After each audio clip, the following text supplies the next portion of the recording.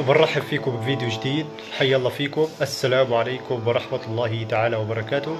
كيف حالكم أصدقائي؟ إن شاء الله بخير بأمان وسلام. طبعا يا جماعة بشكركم بالتفاعلات السابقة، بالتعليقات، بمشاهدة فيديو بشكل كامل، طبعا اللايكات الجميلة.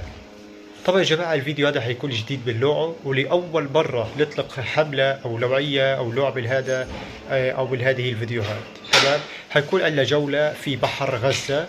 طبعا عملنا رحلة للناس النازحين، أخذنا الأطفال وأخذنا الناس طبعا وخلاهم يروحوا على البحر يسبحوا ويلعبوا أطفالهم وينبسطوا لحتى نخلق جو فكاهي جديد. تمام، وكانت رحلة جميلة والحمد لله ربنا ستر ولطف فينا وما صارش أي أحداث، الحمد لله رب العالمين. وكل الاحترام والتقدير لاخوتنا واهلنا في جميع الشعوب العربيه. طبعا يا جماعه بنحب ننوه انه احنا شريحتنا الالكترونيه او الشرايح تبعتنا قربت على النفاذ. بتمنى منكم يا جماعه انه طبعا تساعدونا نحصل على شرايح الكترونيه.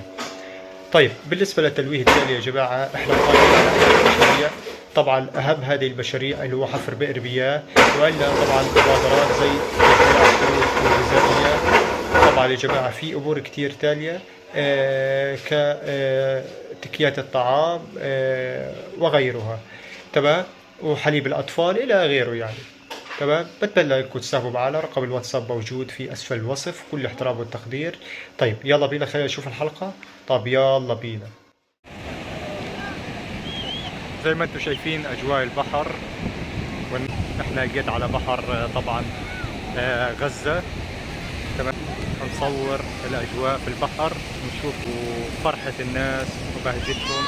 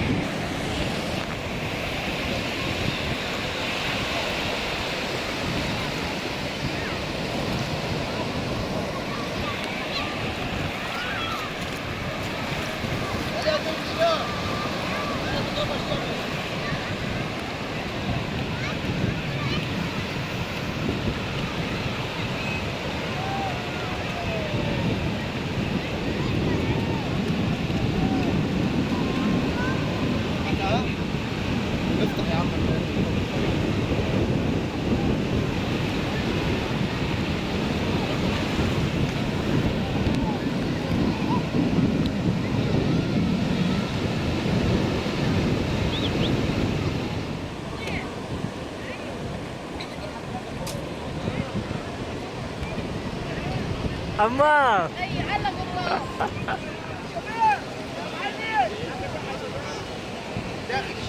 والله لو معانا هذيك اضرب لها فوق الشتك بعد على الحساب بعد الجنان.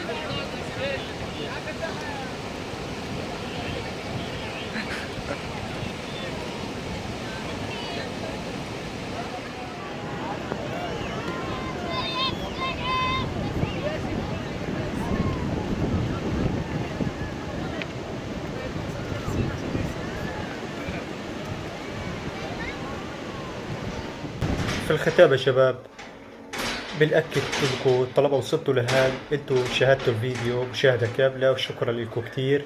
وبتمنى تعليقاتكم الطيبة، تعليقات تكون 10 فما فوق بالإنجليزية وبالعربية، لمن يعرف الإنجليزية طبعا، اللي ما بيعرف بنكتفي بالعربية والرموز والشغلات هذه. كل الاحترام والتقدير، لايك الجميل.